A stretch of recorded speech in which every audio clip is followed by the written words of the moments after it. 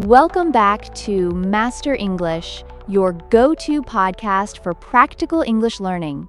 I'm thrilled you're joining us today.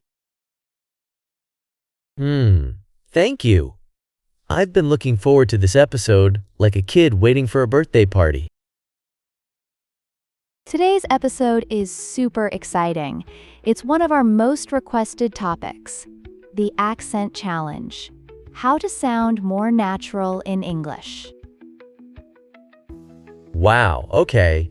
So do you think my accent makes me sound weird? Like, what do people really think? You know, many learners feel that they can understand and speak English just fine, but their accents can sometimes lead to misunderstandings. But listen, your accent isn't a flaw. It's part of your identity. Even native speakers have distinct accents. That makes me feel better.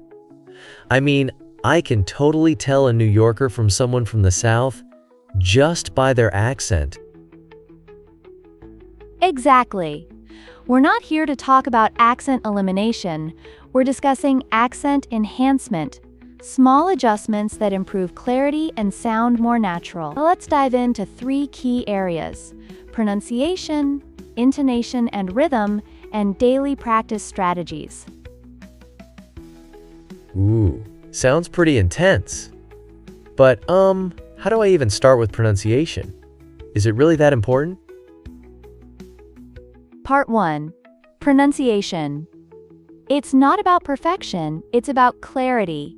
For instance, English has sounds that may not even exist in other languages. Take the th sound in think or this. Many people switch it with s or d. This tiny change can lead to huge confusion, especially in fast conversations. Wait, so you mean I could totally sound off by just saying S instead of TH? S? That's wild. How does that even work? Totally.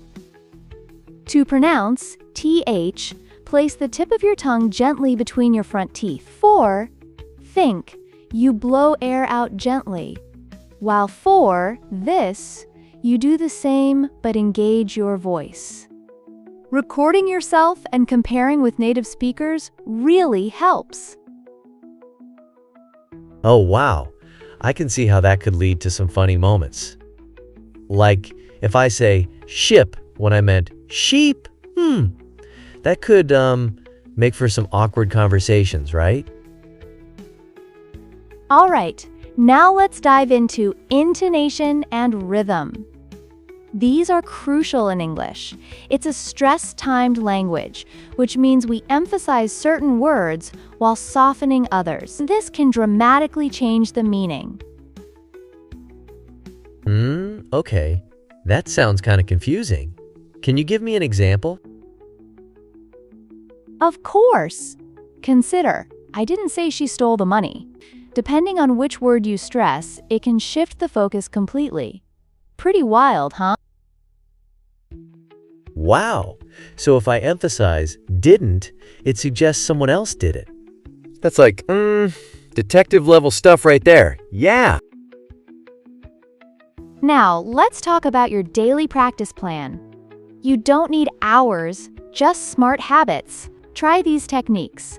Shadowing, where you listen to a short audio clip, pause, and repeat it while mimicking the rhythm and emotion. Just 3 to 5 minutes a day. Okay, but what about tongue twisters? I mean, they're fun, but do they actually help? Absolutely. They're great for training your mouth. Start slow and then speed up. Also, record yourself weekly to assess your stresses and clarity. It offers great insights. All right, I'll give it a shot.